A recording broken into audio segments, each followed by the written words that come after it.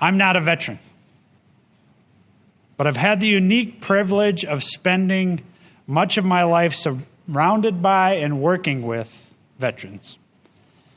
Growing up, I learned about the honor that comes with military service from my grandpa McDonough, a proud Marine.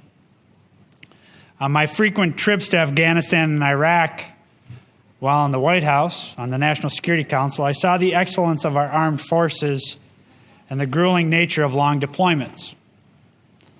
On my many visits to Walter Reed, I've admired the strength and resilience of our wounded warriors.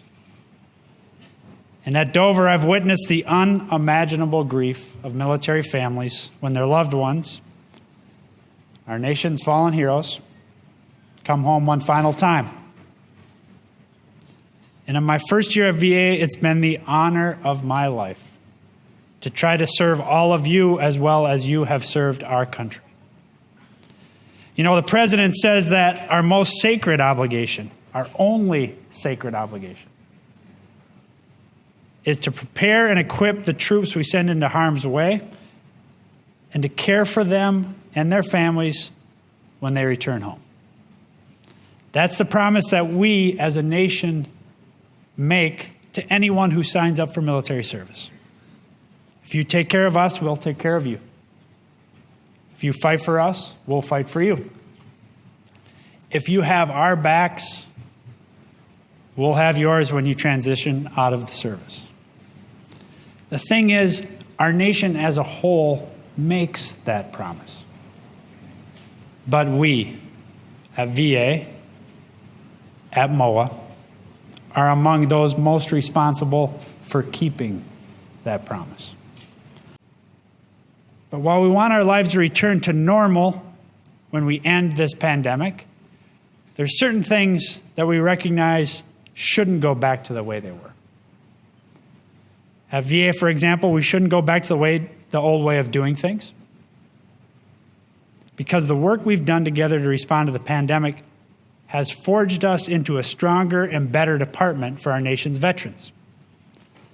Telehealth, teleappeals are allowing us to meet vets where they are, when they want, in unprecedented ways.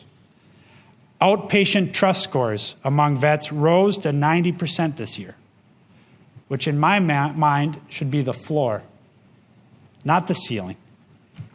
We've seen more patients held more benefits hearings than in any previous year in VA's history, a result of our goal to make sure vets get their care and benefits on time, every time.